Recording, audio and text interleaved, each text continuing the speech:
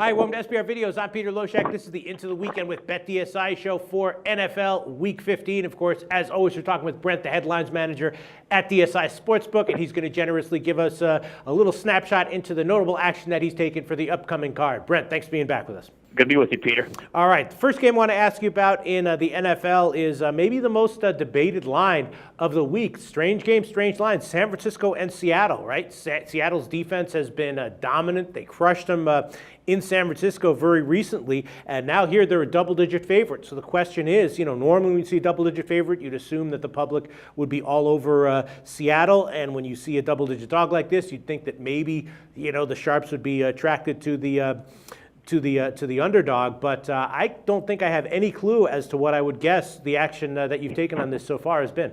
If you don't think you have a clue, you probably don't have a clue, Peter. Right. My count actually and money is all pretty much even on this game, though it's not bad for us at all. We're sitting Seattle -10. Our total's gone up to 38. We took decent money at 37 and 37.5. We're sitting at 38 now, so we've got more, one-sided action, if you want to call it, on the total, on going towards the over. But on the side, we're pretty much split. I mean, the number's been doing its job, I guess. We kind of got it right. Just a little bit of money came when the line opened up at 9.5, and now we're sitting at 10. We're pretty much balanced there.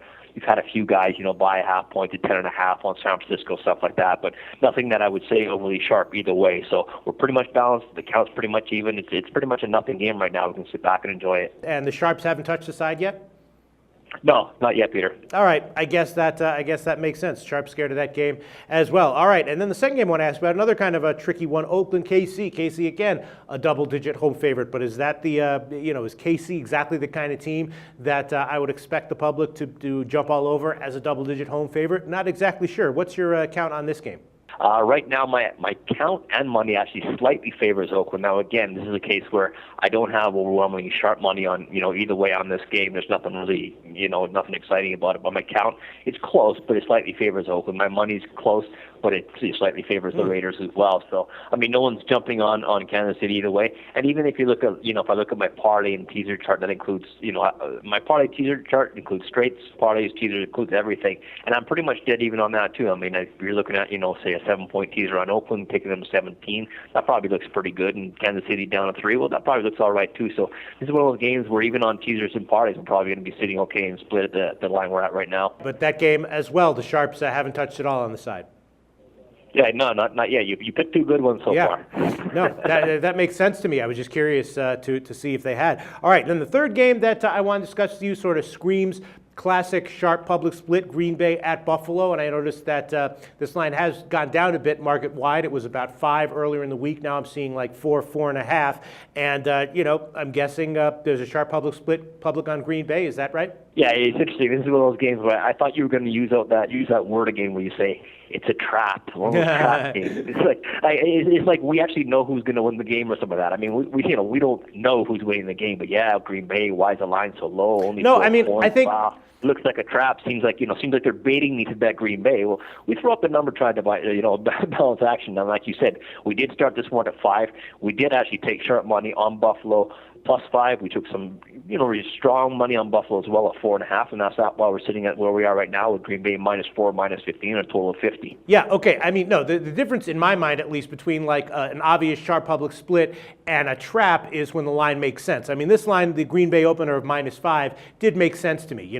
A trap would be when you have like a significantly better road team, maybe, giving just 2.5 or something like that. I don't know. Yeah, it didn't scream trap to me. It did scream sharp public split, and that is the case. The public's been all over Green Bay. Yeah, I mean, my count's probably about 4-1 in terms of Green Bay. My money, like I said, I got decent sharp money there the other way. So my money actually favors Buffalo. Again, it was sharp money +5 and +4.5. Myself, I mean, I agree with you. I thought the opening number of 5 was probably about right. That maybe the public would have driven it up a little bit, the sharps would have taken back, and it would have kind of ping-ponged back and forth. But so far, yeah, the public money did come on Green Bay, but just not enough to balance off, contradict the sharps, like I said. All right, sharps did take Buffalo. That doesn't surprise me. And then what can you tell us about notable action from the rest of the card, Brent, public and or sharp action? I've got a couple of, what I'm going to call pseudo-sharp bets, and one of them would be on Miami.